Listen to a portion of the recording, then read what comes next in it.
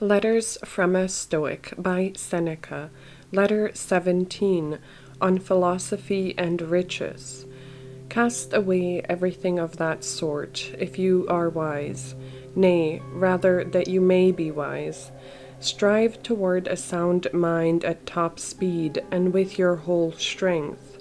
If any bond holds you back, unite it, or sever it. But, you say, my estate delays me.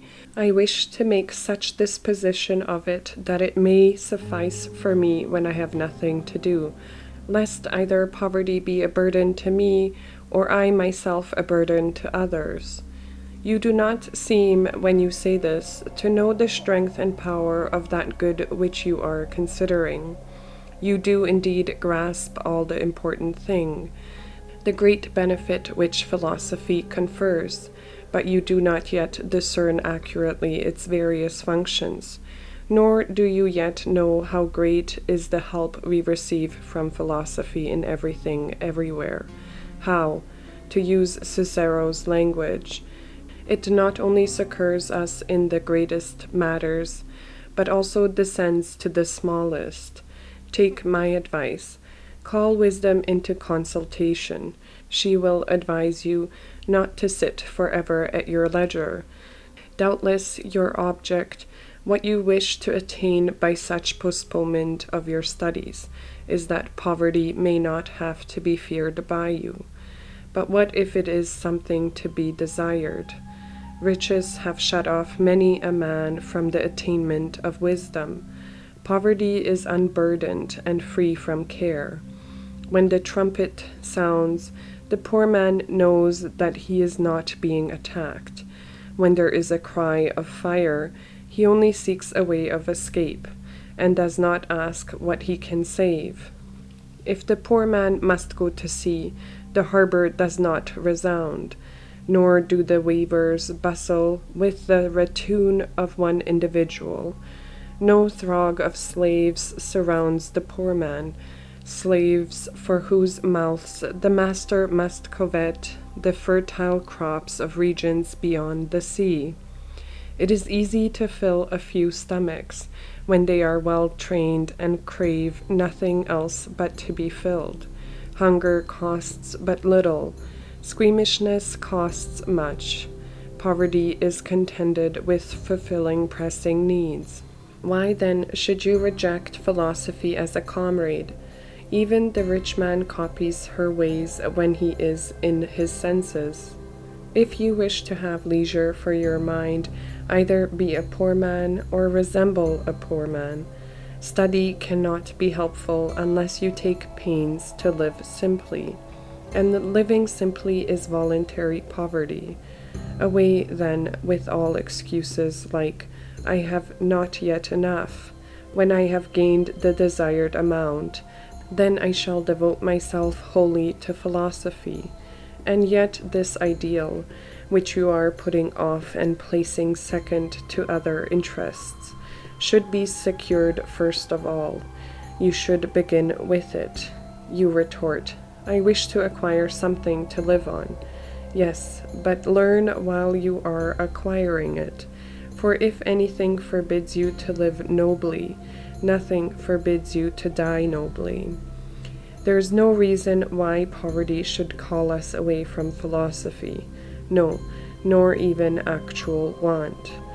For when hastening after wisdom, we must endure even hunger. Men have endured hunger when their towns were besieged. And what other reward for their endurance did they obtain than that they did not fall under the conqueror's power? How much greater is the promise of the prize of everlasting liberty, and the assurance that we need fear neither God nor man. Even though we starve, we must reach that goal. Armies have endured all manner of want, have lived on roots, and have resisted hunger by means of food too revolting to mention.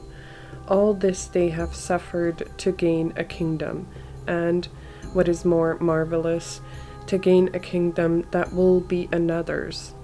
Will any man hesitate to endure poverty? in order that he may free his mind from madness. Therefore, one should not seek to lay up riches first. One may attain to philosophy, however, even without money for the journey.